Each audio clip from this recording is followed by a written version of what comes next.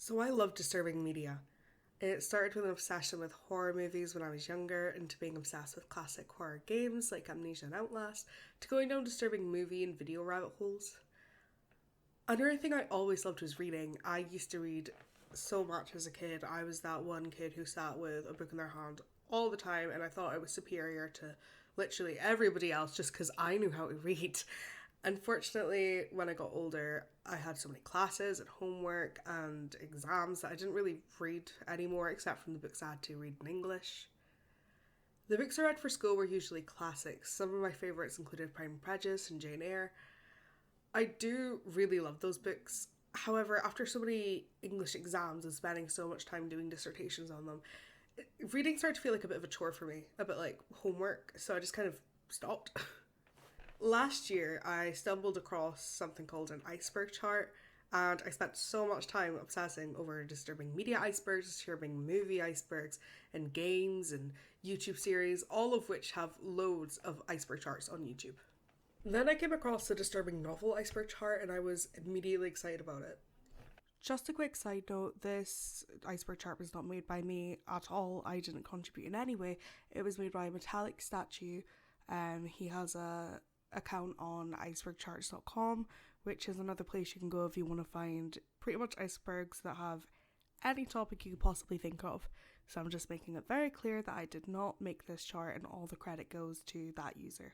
For those of you who don't know how an iceberg chart works, it basically starts with the top of the iceberg being the most well-known and common features of the topic. So in this case, the most well-known books, and with every level we get deeper into the iceberg, and it's another level of more uncharted territory, until we reach the bottom of it, which is full of the most obscure, hard-to-find content. However, since iceberg charts became a popular medium for discussing scary or disturbing topics, it's kind of evolved into a system where the mainstream, kind of scary but not too much, resides at the top, and with every level the media becomes more and more depraved until we reach the bottom, which contains the most disturbing, terrifying, disgusting content in the whole list. The disturbing novel Iceberg contains about 300 entries, just over 300 rather, of all sizes of books from across different genres, all of which I'm going to read and review in this series so that you don't have to. I'm going to break every book down and discuss every book in its own video. My rating for the book overall and my rating for how disturbing it will be is kind of at the end. I'm not scared easily or disturbed easily. I grew up watching Live Leak, and I'm not going to freak out or clickbait you on basic horror books or pretend to be scared for drama. I'm fairly precise about ratings. I'm not going to be rating 10 out of 10 for everything. I only rate 10 out of 10 for books that are like my favourite of all time. Most books I really like get like a 7 or an 8 out of 10, and I've only ever rated one book 1 out of 10, and I will get into that on another video. I am sorry for the long intro this time, they're not all going to be this long. I just want to introduce everything since it's my first video on this series. Without further ado, I'm going to get into the first book on the list. Tier 1, The Boy in the Striped Pajamas.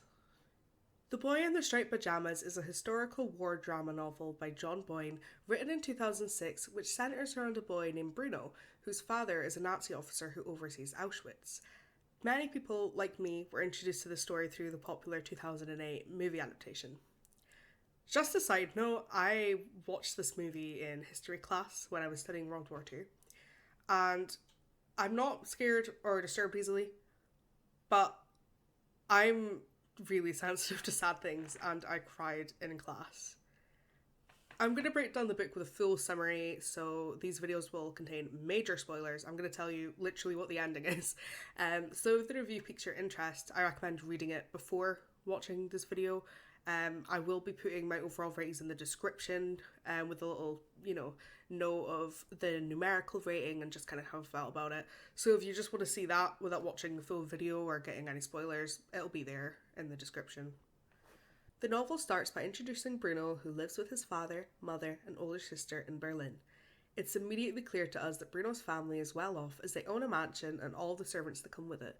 Bruno comes home from school one day to see Maria, the maid, packing his stuff for him, and he's informed that his father has a new job and they have to move to the countryside. Bruno is a very adventurous kid. He loves to explore and use his imagination to play with his friends around the bustling city of Berlin. Moving to the countryside means leaving the city he loves so much behind and his friends, so he's not really too thrilled with the prospect, but he understands that his father's job must come first. It's worth mentioning that the novel relies on one of my favourite tropes, which is the unreliable narrator. Bruno is 9. He has a big love of fiction and he cares about imagination and adventure, and that's literally it. He doesn't know about like the social or political climate around him. He doesn't even understand his dad's job as a Nazi officer. He just kind of thinks of his dad as like a lead soldier. His privileged lifestyle kind of keeps him shielded from the reality of the war around him. So because of this, we see the world through Bruno's eyes, and we kind of have to do some work ourselves to realise what's going on using Bruno's description and our own knowledge of this sort of historical climate. So basically, we have to use a little context clues. For example, when Bruno reaches his new home and he looks out of the window, he sees a place surrounded that makes him feel unsafe and cold, and notes that the people in the place all wear striped pajamas. His sister, who's a little older but still quite naive, tells him that the place is called Outwith and theorises that it means out with the people who lived here before us. We as the readers kind of have to take these breadcrumbs to piece together what's actually happening. It's kind of obvious that the place they're seeing is Auschwitz, the concentration camp, and they're seeing the camp's prisoners. It's obviously an easy example, this one, because everyone kind of knows Auschwitz, but my point is that the story's not told to us within a larger historical context or in a very factual way. It's a very intimate look at one boy who's lived through this war and kind of uncovers some of the realities of World War II in his own way. Bruno's father is a very interesting character to study because of the point of view we receive him from. Objectively, we know this is a man who runs a concentration camp. So our first instinct is that we see him as this evil, corrupt man with no redeeming qualities. Once again, however, the book is very subjective to Bruno's feelings. He's just a boy who looks up to his dad and he wants his dad to be proud of him. So because of this, he kind of tries to adhere to his dad's values and copies them quite a bit. One scene I found particularly interesting is a moment where Bruno, in an attempt to kind of endear himself to his father, salutes him with a Hail Hitler. This moment kind of showcases the main disturbing theme, I suppose you would say, in the novel, the kind of corruption of innocence. Bruno literally just wants his dad to love him. He has no idea of the atrocities committed by Hitler or anything like that. He's just kind of vaguely aware that Hitler runs Germany. He has pretty much no idea who he actually is, though. So this moment is in a deeper context of the book.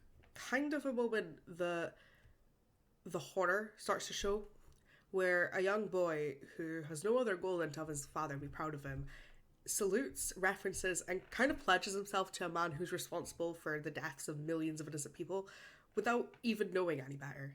And this behaviour is not only encouraged, but it's like it endears his father because he just thinks it's very precious of him.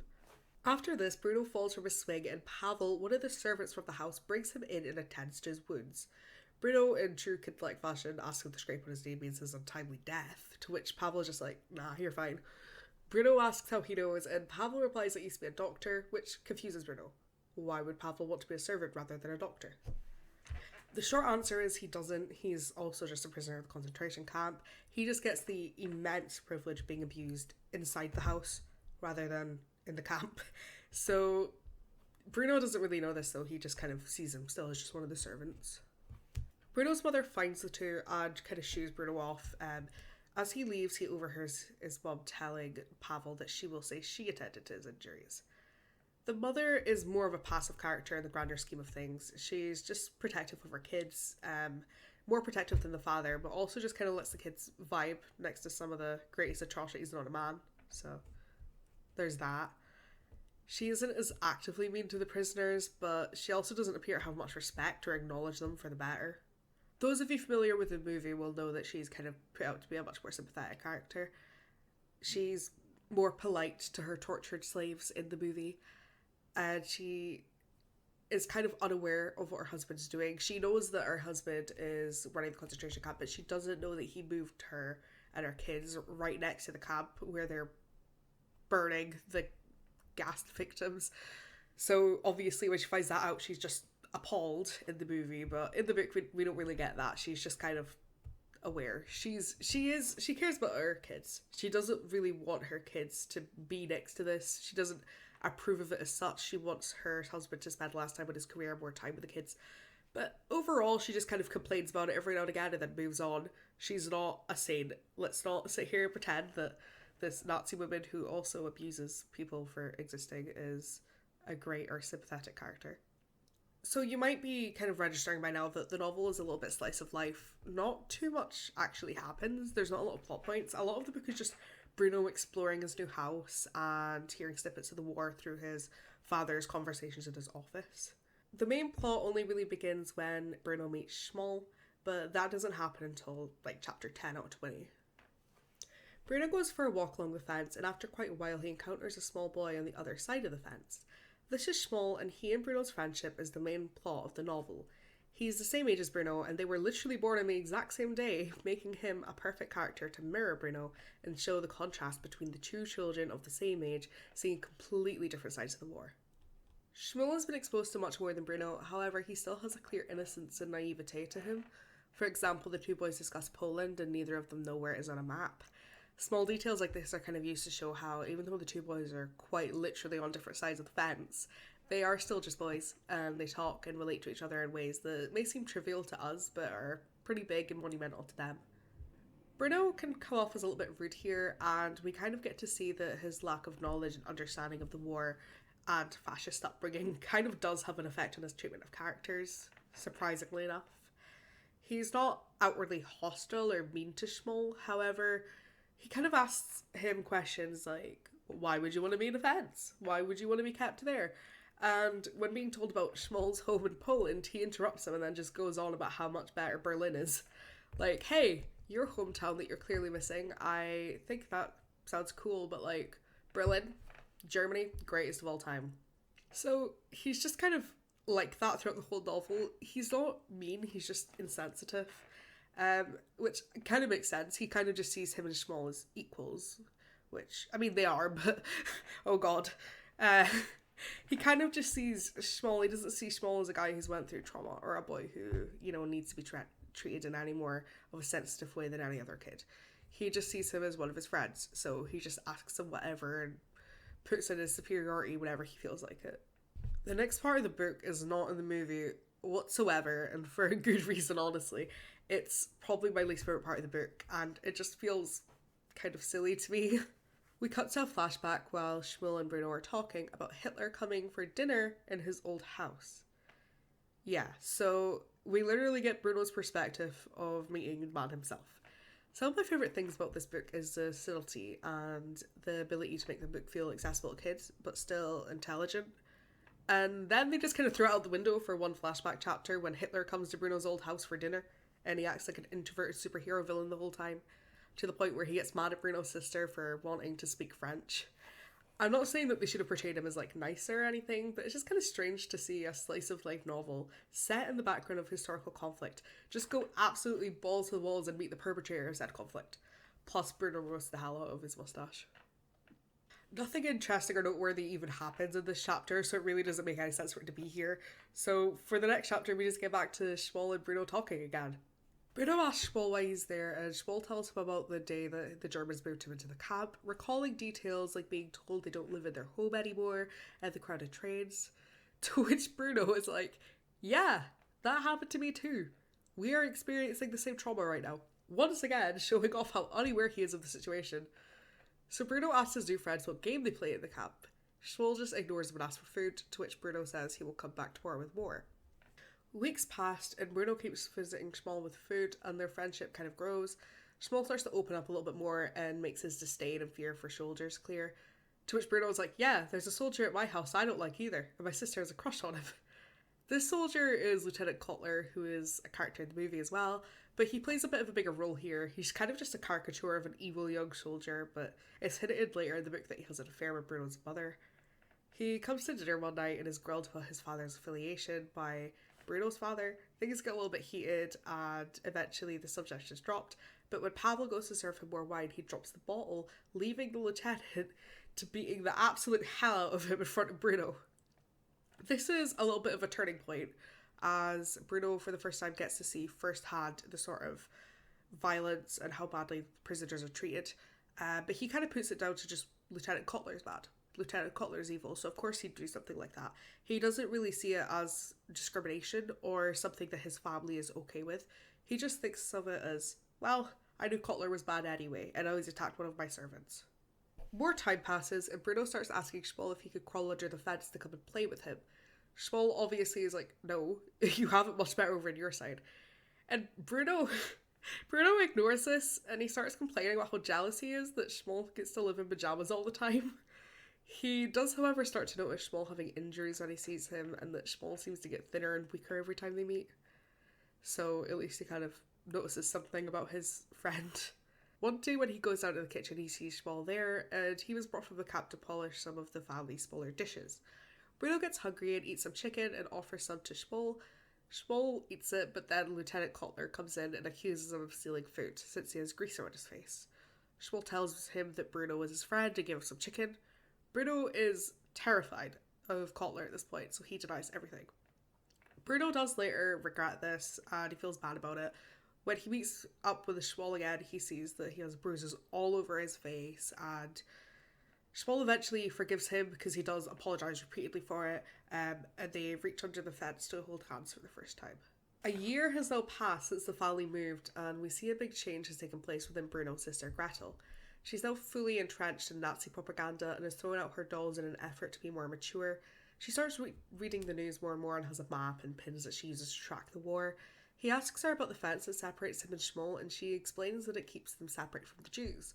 Bruno has literally no idea what she's talking about and asks if they are Jews, and Gretel tells him they're the opposite of Jews and that they shouldn't get along. The conversation ends pretty abruptly with them finding nits at their hair and both of them needing to shave their hair off. So we're kind of nearing the end of the book now, and things are just getting bleaker and bleaker. Gretel's just a full-on mature, quote-unquote, model Nazi girl. Bruno's father is overworked and stressed, and Bruno's mother is drinking and napping all the time, leading to arguments between the parents. Eventually, things get so bad, and the kind of tipping point is when Bruno's father realises that Bruno can actually look out the window and see the concentration camp, because he actually cares about what his kids are getting exposed to now.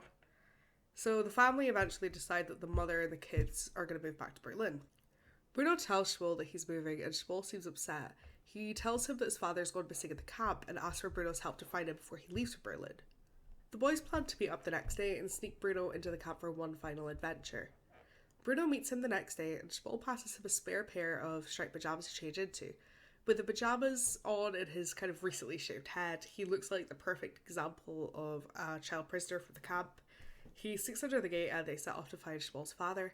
Bruno soon realises the idea he had of the camp, of a fun place with entertainment and cafes, is not true at all. It is not a summer camp. He instead sees prisoners suffering around them and the soldiers laughing at them or abusing them. He wants to go home, but Schmoll says, "Hey, you did say that you would help me find my father." So reluctantly, Bruno agrees. The sky gets cloudier and it seems as though it's going to rain, just as the soldiers decide all of a sudden they're going to round them up. So the soldiers surround them and a few other prisoners and force them to march.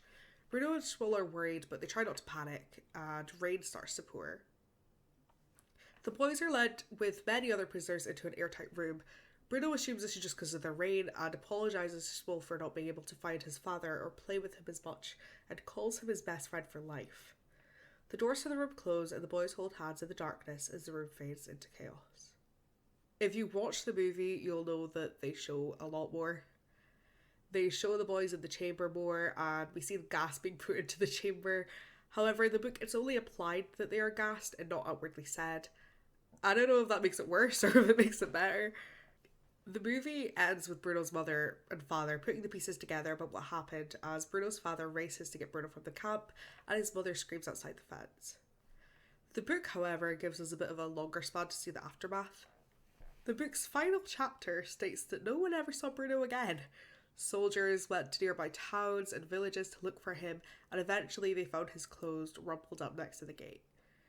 The mother and sister moved back to Berlin, and after a few months, the father becomes more and more cruel to his soldiers, making them eventually despise him. The father is obsessed with theorizing what happened to Bruno and eventually kind of draws the conclusion to the truth. One day when out walking, he sees the gap under which Bruno could crawl under, and that just kind of puts all the pieces together for him. He drops to the floor in shock and is taken away, no longer caring what happens to him, just completely overtaken by the grief that he feels for his little boy. And that's it. that the movie and the book are kind of well known for their tragic endings, and I'm sure you can see why I cried in class over it as a kid. The book being first on the list, however, brings up a really good point. What constitutes as disturbing? This varies for a lot of people, but one misconception I want to clear up is that only horror is disturbing. It's not. In fact, only about half of the books on the list are actually horror. Disturbing media, in my opinion, is an emotion or feeling all out of its own, which constitutes dread, horror, despair, disgust in sort of equal measures. Some books on the list are horrific non-fiction topics, or they're just really tragic, or they're just really disgusting, all of which are different, but they all do come under the disturbing tag. The Boy in the Striped Pajamas is considered children's literature, so I wasn't expecting to get, a really disturbing book from it. Most of the disturbing features are shown kind of through thematic issues in the historical context. Of course, the traumatic ending. It does leave you with a pretty bleak outlook, and it certainly inspires some despair, but I wouldn't call it particularly disturbing. Seeing these events through a child's eyes is a brilliant storytelling device, and I think is a really great way, especially for children's literature, to introduce kids to the war in a very day-to-day way, and just to show how horrific it was. However, it does kind of take away from how disturbing it is. Like, we're not seeing anything that's too brutal because Bruno wasn't exposed to anything that was too brutal. I suppose it would be more disturbing if we got it from Schwall's perspective, but this book wasn't written to be disturbing. I'm just, basing it off of the fact that it's on this list. I'm going to rate this a 2 out of 10 on the disturbing scale. Moving on to the general rating, I will say that I really enjoyed the book much more than the movie, and I was kind of sucked in by the way that John Boyne kind of captures the childlike innocence that Bruno has in his adventurous spirit. He is kind of written like a normal kid, and I like that. I like when books that have kids will make them like cheeky and brass and annoying, because that's what kids are. As much as we all love them, they are like that. And he definitely does a good job of making Bruno kind of insensitive. It makes him feel like a real character and not just like a lifeless husk to put the impression of a child onto. As messed up as it might sound, the book is kind of cozy. The kind of intimate setting and the small amount of characters made it really easy to be taken into the still atmosphere of the Polish countryside. The fact that the book is very slice of life kind of makes the moments with violence and racism even more daunting. For the most part, the book is literally just about Bruno interacting with the world and seeing the daily life of a Nazi family through the eyes of a small boy who has pretty much no clue about the political climate around him. I felt connected to the characters, and it was a pretty easy and accessible read. At times, however, it could feel a little bit gimmicky, which is a trap that a lot of Holocaust books fall into. Sometimes prisoners in the concentration camps are used in Holocaust fiction as literary devices for sympathy and tragedy, rather than actual people with like thoughts and feelings, desires. I think they should be respected in a respectful way, and by respectful, I don't think that means, making them good or anything like that. I think respectful is just showing them as people and not just as devices to be used in a book so that the reader feels sympathy. This is one of the better books in that regard, however it falls into it very occasionally, especially with Schwall. However, I did really enjoy it, and out of all the World War II books I've read, it is my favourite. That's not really saying much though, as World War II has never really been my favourite topic. I don't really read a lot of that sort of historical context. I've read a few. This one is my favourite, so I'm going to rate it as 7 out of 10. So if nothing else, I hope this video will give you an idea of the structure that the series is going to take. I'm quite literally reading these books so that you don't have to. You can get the disturbing nature and all that from them without having to read them yourselves. Or you could use this as a tool for book recommendations if you want. Either way, I hope you enjoyed the video, and I hope you will join me in this journey of reading all the disturbing books on the disturbing book Iceberg. Bye for now, and I hope to see you in the next one.